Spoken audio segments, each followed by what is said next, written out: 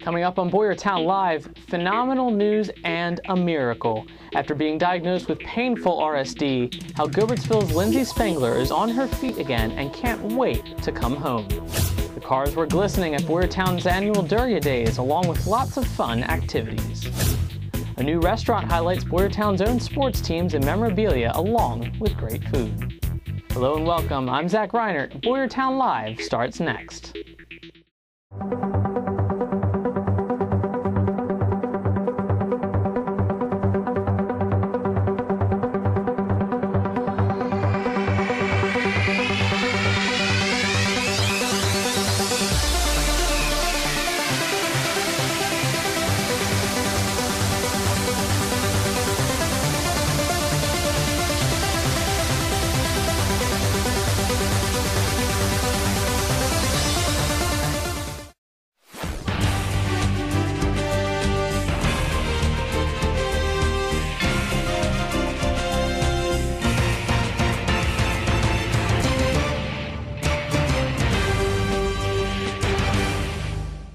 People from all over came to see the shiny cars that were displayed at Boyertown's Duryea Day on September 1st.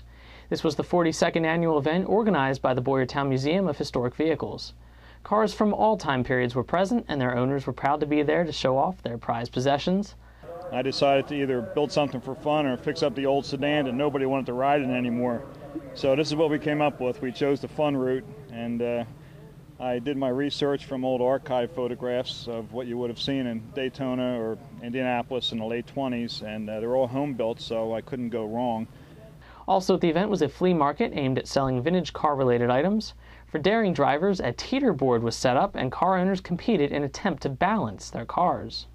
Duryea Day honors all kinds of wheeled memorabilia and welcomed a traveling bicycle museum. The owner took the unique cycles out for a ride, displaying each of their characteristics. A highlight video of the day, along with some tours of the hot cars, will be available on our website at www.WZARtv.com in the upcoming weeks. Duryea Day is held every Labor Day weekend at the Boyertown Park on Madison Street. The Boyertown Fire Department held the 4th annual Custom Truck, Car, and Motorcycle Show also at the Boyertown Park, but of course not on the same weekend. Owners displayed their vehicles, and many from Duryea Day were also present at this fundraiser. Trophies were awarded in 21 different classes to the first and second place winners. The show was started in 2004 to benefit the Boyertown Fire Department. Gilbertsville's Lindsay Spengler has been on the road to recovery now for a little more than a month after a difficult operation to help relieve her RSD, a condition that causes her extreme pain at all times, restricting her movement. Lindsay has been bedridden for several years because of the pain. She was scheduled to go to Germany for a rare kind of treatment, but was then forced to travel to Mexico when the German treatment was discontinued. As of last week of August, she was put into a coma to prepare for an intense procedure that would hopefully receive much of the pain and give Lindsay her life back. After years of her family and friends seeing her suffer, Lindsay has now been introduced to eating real food again, sitting up, standing, and even walking. What you're seeing are photos from her website taken in the hospital in Mexico. Although Lindsay has a long way to go and much painful recovery, she has created a food mural of the items she hopes to be capable of eating in the near future and is anticipating coming back home and being her old active self once again. We can't wait to see you back in Pennsylvania again, Lindsay. A fire muster was held at the Liberty Fire Company in New Berlinville and was open to the public to show off some of the latest in firefighting equipment and to give some local firefighters the chance to get together and have some fun. We don't know where it's going to go to from here. Each year it keeps getting bigger and better, but basically it's a good time for all fire companies in about 8 counties in Pennsylvania that come out. There's water rocket battles, we have beach volleyball competitions. Along with the food and entertainment, tickets being sold for a drawing were available and benefited the Falling Firefighters Fund, an organization dedicated to providing support for families of firefighters killed on duty. Building a Better Boyertown has organized a farmers market in Boyertown, allowing local businesses and farmers a chance to meet in one place to sell their products.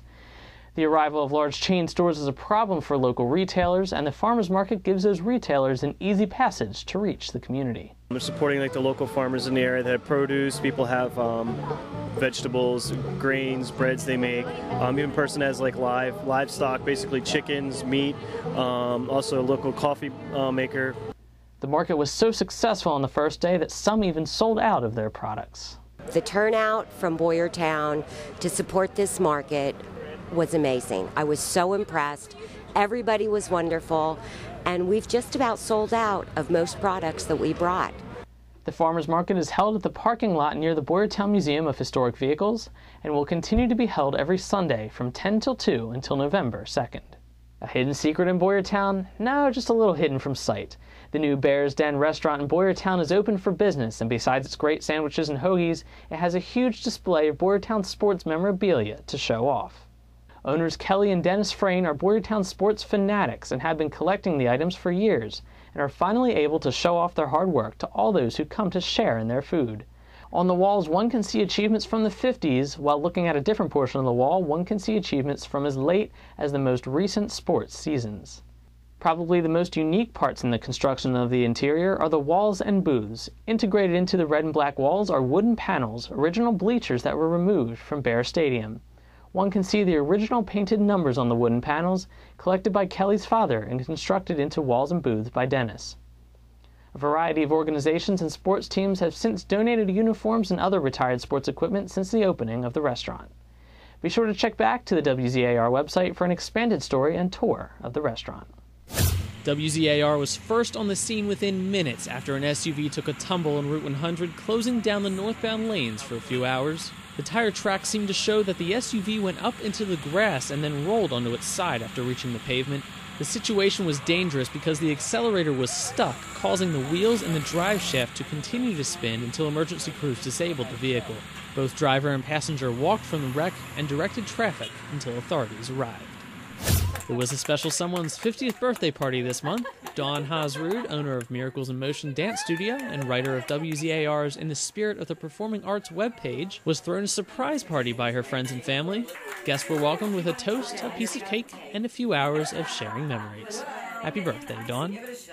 That's all for Boyertown Live. If you have news or information that should be included in our show, please visit the website at www.wzartv.com and contact us that way. Thanks for watching and staying updated within your community. I'm Zach Reiner.